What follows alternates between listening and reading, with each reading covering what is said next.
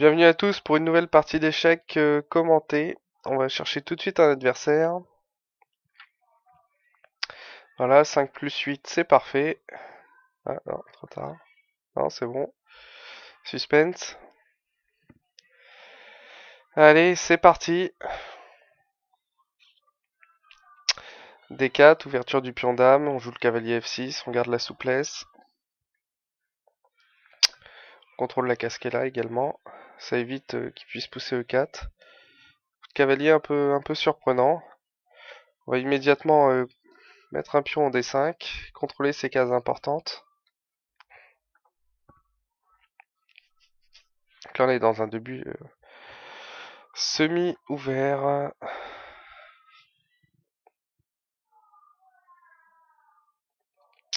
Voilà, donc là l'adversaire garde la possibilité de jouer C4. Étant précisé qu'il a poussé son pion ici, sans prendre la précaution de sortir son fou avant. Donc il n'y aura pas d'idée de clouage sur notre cavalier tout de suite, donc c'est pour ça que le fou, au lieu de le mettre en E7, je vais le mettre en D6. Parce qu'il n'a pas de protection particulière à donner. Si l'adversaire pousse C4, et ben on jouera tranquillement C6. Ok. Euh... J'hésite entre jouer C6 avec des idées dame C7 après, contrôler cette importante case, parce que le but, là la menace immédiate, c'est qu'il joue son cavalier, et ensuite le cavalier qui est là vienne ici, donc après il sera extrêmement difficile à déloger. Et pour contrôler fermement cette case-là, il faudrait que je joue immédiatement le cavalier ici, mais ça m'empêcherait par la suite de pouvoir pousser le pion, parce que le cavalier gênerait. Donc je vais tout simplement jouer C5.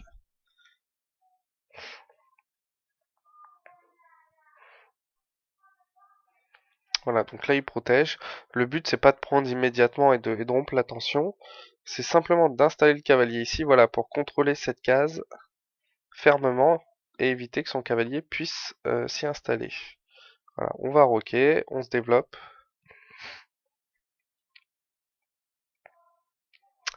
D'accord. Alors l'objet de la dame ici, immédiatement, je ne sais pas trop. Alors il envisage peut-être de pousser le pion, mais il pouvait le faire sans la dame, ou simplement en mettant la tour ici et dame là, ce qui est classique, hein. Mettre la dame en C2 avec le fou en D3, ça permet de mettre une pression sur ce pion-là. Donc la dame là est un peu placée bizarrement, je dirais. Euh, Surtout que si moi je mets une tour, et bah voilà, qui est un peu la case naturelle pour ma tour, elle sera rapidement face à sa dame. Alors je pense quand même que le but là pour mon adversaire c'est de pousser ici. Bon, en soi ça serait pas non plus trop dérangeant, mais je me demande si nous on peut pas prendre l'initiative de pousser également notre pion.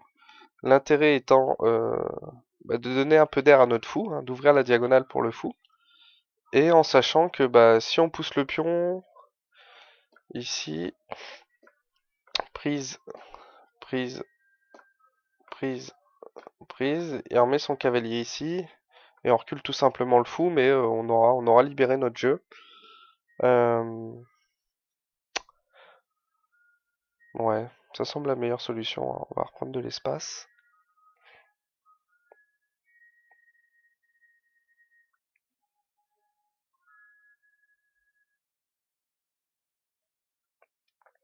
Voilà, on se libère.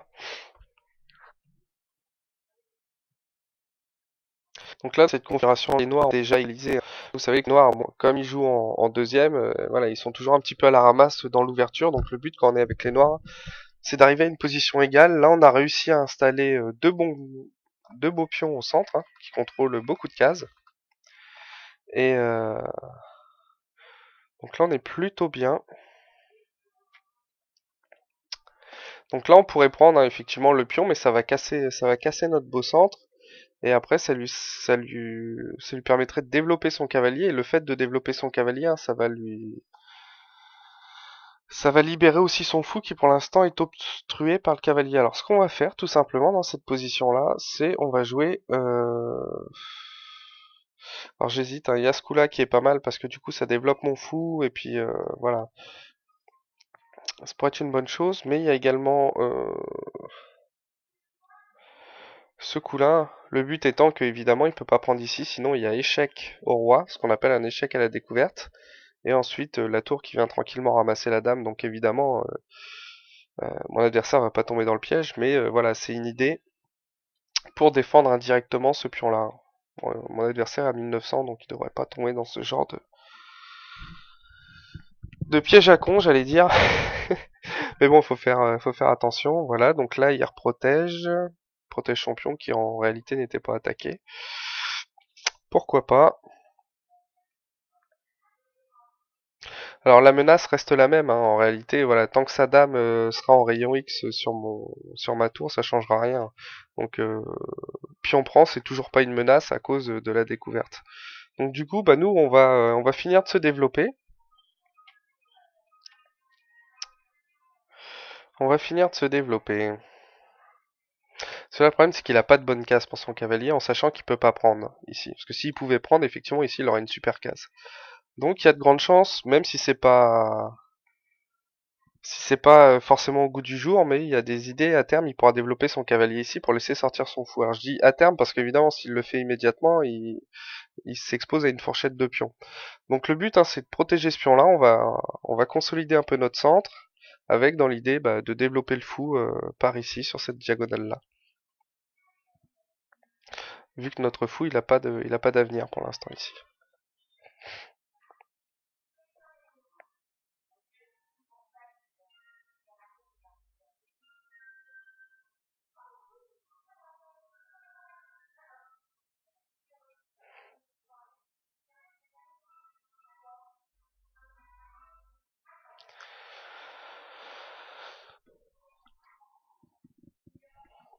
Donc maintenant que... Ouais. Bon, voilà, il s'expose, hein, ce que je disais tout à l'heure, voilà. Bah, il perd sa dame. Il a un petit peu craqué, il avait pas beaucoup de coups à sa disposition, hein, parce que son développement, était vraiment, vraiment trop passif. Voilà, il abandonne. Ok, on va analyser cette partie brièvement ensemble, hein, parce qu'elle a duré que 13 coups, mais bon, voilà, elle illustre un certain nombre de concepts qui peuvent être extrêmement... Ah, je sais pas ce qui se passe, là. Ah non, en fait, il a joué.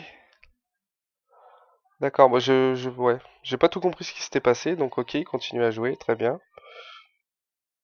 Euh...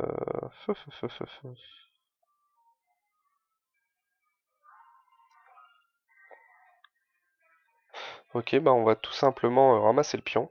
Je pensais que mon adversaire avait abandonné, j'ai pas compris, je pensais qu'il proposait une revanche. Donc on continue à jouer.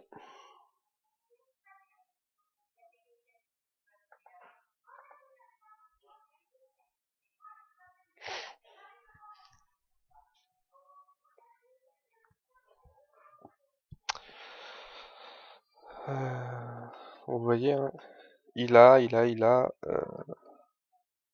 voilà, il a une tour et un fou contre une dame, hein. Évidemment la dame c'est supérieur dans ce cas-là. On considère à partir de 3 pièces mineures, ça équivaut à une dame. Voilà. Sachant que voilà, bon, là ça va être encore pire parce que du coup, je vous laisse regarder le coup chez vous si vous voulez. Vous mettez votre lecteur sur pause. L'avantage de la dame, c'est qu'elle se déplace un petit peu partout et elle est très bien pour faire des échecs doubles. Donc regardez un coup agressif qui permet de faire échec au roi et de gagner une pièce. Quand vous jouez contre une dame, quand vous avez des pièces mineures contre une dame, c'est important que toutes vos pièces soient bien liées. Là, on voit que les tours déjà sont pas liés, on voit que ce fou-là n'est pas protégé, donc tout ça, c'est des motifs tactiques, hein. Donc là, on va aller immédiatement récupérer une pièce, hein. Échec au roi, plus le fou ici, voilà, ce qui s'appelle une fourchette. Donc quand vous jouez, euh, quand vous n'avez plus de dame, et que vous jouez contre un adversaire qui a encore sa dame, faut vraiment regarder ce type de motif. Voilà. Et ça évitera des désagréments. Donc nous, on va tranquillement développer le fou, hein, pour éviter les mattes du couloir, hein. Si une pièce adverse pouvait s'infiltrer ici, ça pourrait être problématique. Autant préciser que nous, on n'est évidemment pas contre l'échange des pièces, hein, dans la mesure où on a une avance matérielle.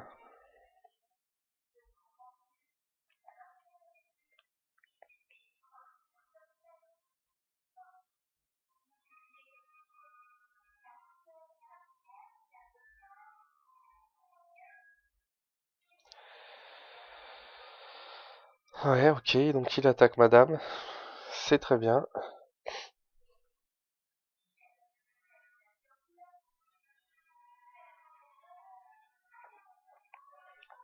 On va faire un petit échec, c'est pas grave, si on remet sa tour ici, on aura gagné les 8 secondes d'incrément. Des fois, ça peut avoir une utilité de répéter les coups, pas 3 fois, parce qu'évidemment, si on les répète 3 fois, bah c'est la partie est nulle,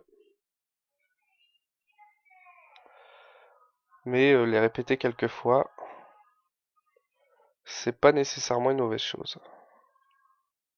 Là, je suis en train de chercher une case où il pourra pas m'attaquer, tout simplement.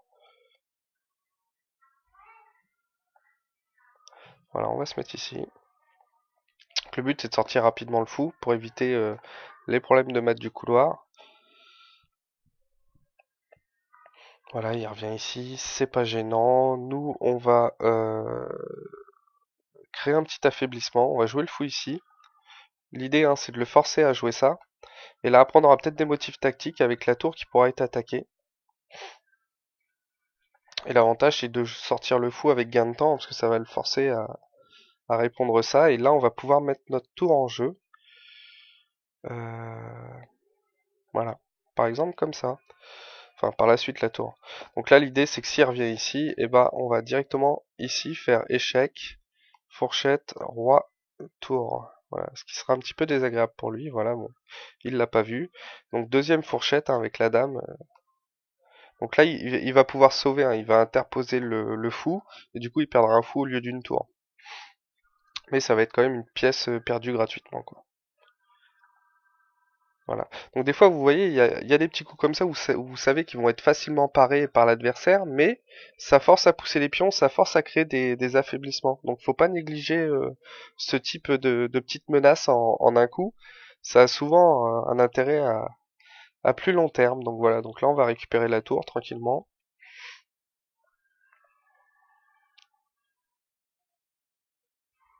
Et voilà, et là, bah, même, voilà, de toute façon, il menace plus rien, il y a la tour qui est là. Donc là, on est vraiment dans l'anecdotique, donc je vais essayer de finir rapidement. Euh,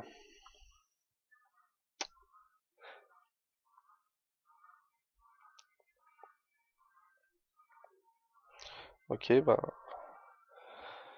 on va se mettre en mode Pac-Man.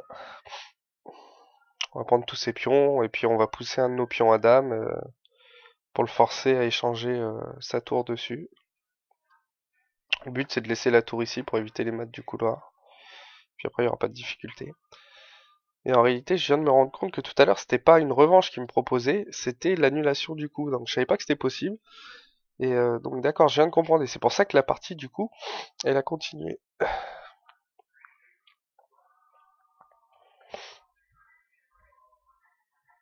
Là, on va pousser le pion frénétiquement à dame.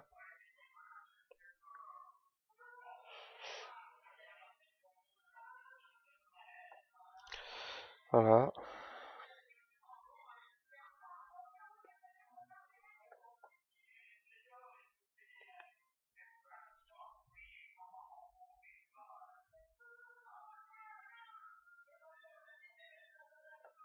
Il pourrait évidemment abandonner, hein.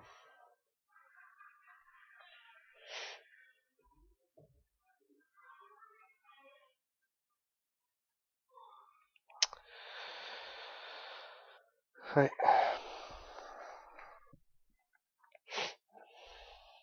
Donc en tout cas, ça nous a permis d'illustrer un thème tactique assez important, c'est l'attaque à la découverte.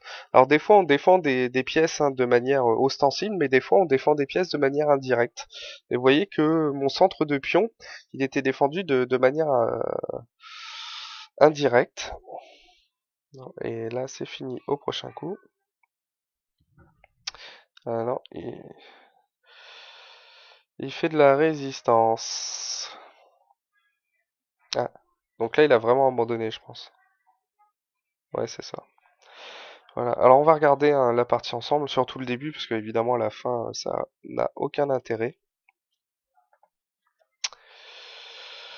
Hop.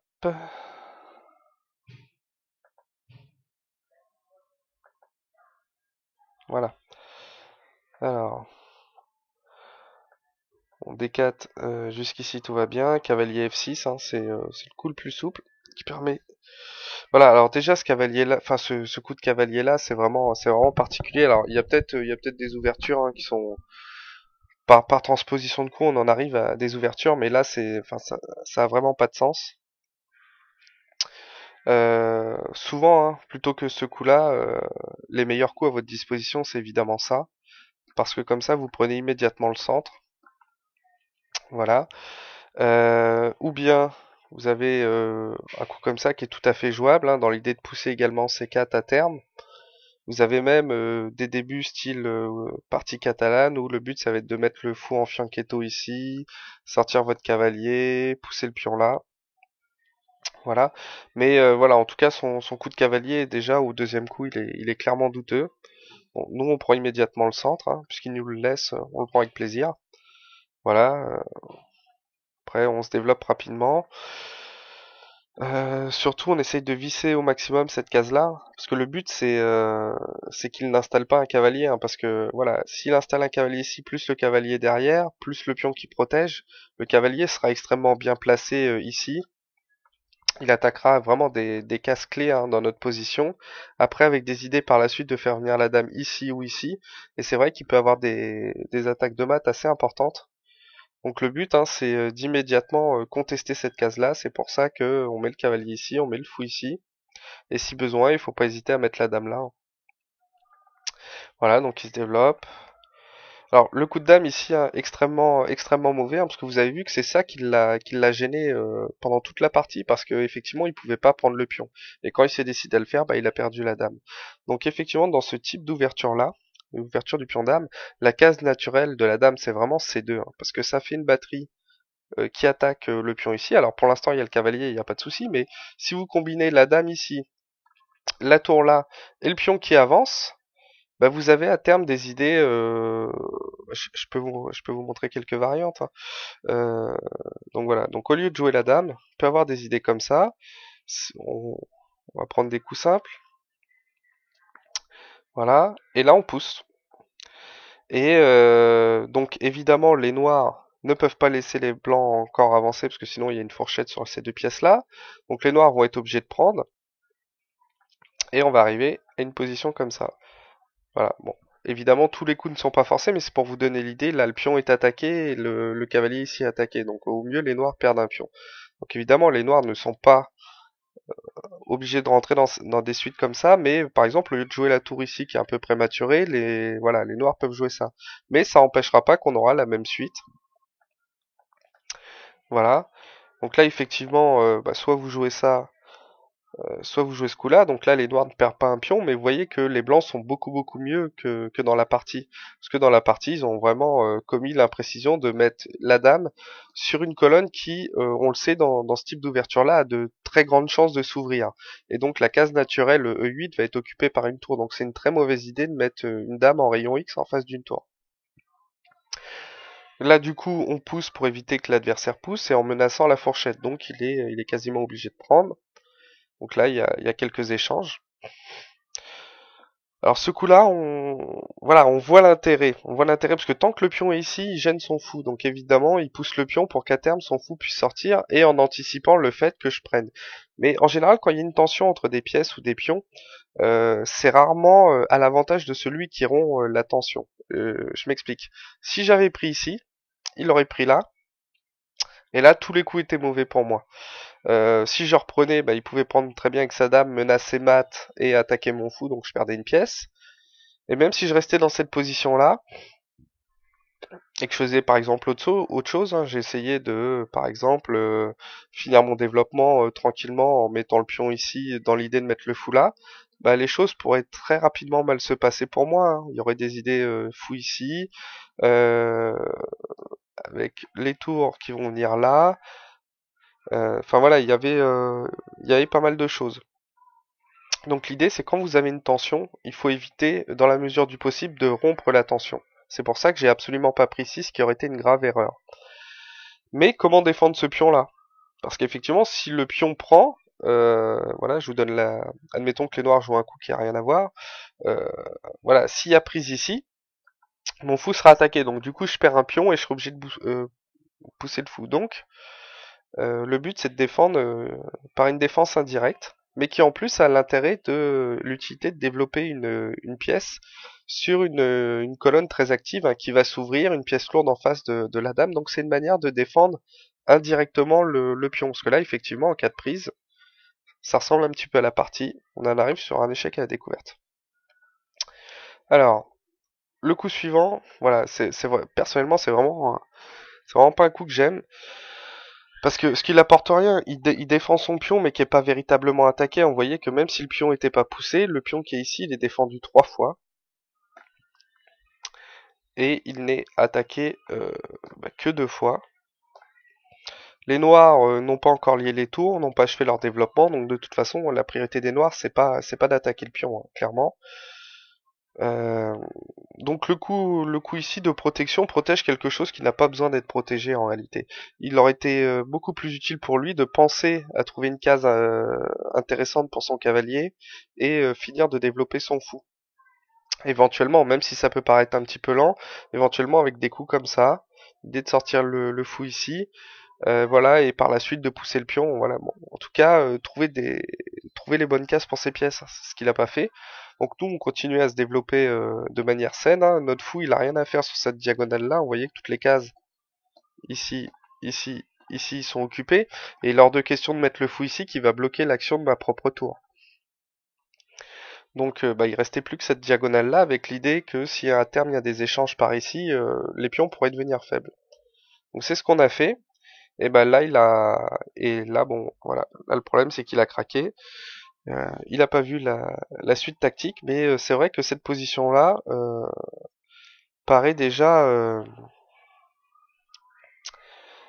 paraît déjà bien supérieure hein, paraît déjà bien supérieure pour les noirs. Vous voyez que quand vous êtes avec les blancs enfin voilà, il y a pas de coup très utile à votre disposition. Vous avez encore beaucoup de travail hein, pour finir votre développement. Trouver une place pour ce fou-là, trouver une bonne place pour le cavalier, en sachant qu'ici immédiatement c'est pas possible à cause de la fourchette. Voilà. Alors après, il aurait peut-être pu essayer d'avoir des idées, style pousser le pion. Euh, voilà, dans l'idée que si je recule, bah effectivement, il peut gagner un petit peu d'espace au centre avec l'idée de mettre le cavalier là, sortir son fou. Euh, voilà. Bon.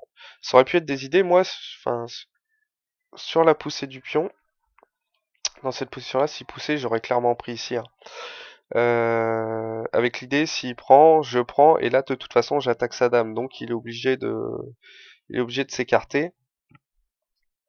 Et en soi, j'aurais eu un pion vraiment bien placé ici. Euh, voilà, avec des idées par la suite, éventuellement mettre le cavalier là et consolider un bon pion dans sa position. Mais voilà, ça aurait pu être des idées qu'il avait. Donc on se rend compte que même dans les positions, dans des débuts, pardon, euh, semi-ouverts où il y a moins de tactique, et ben c'est quand même important de respecter hein, les bases de l'ouverture, hein, développer sainement ses pièces, et essayer de trouver les cases les plus actives pour ses pièces, et éviter bah, d'aligner sa dame avec les pièces lourdes adverses. Donc j'espère que cette vidéo vous a plu, et puis je vous dis à bientôt pour une nouvelle vidéo.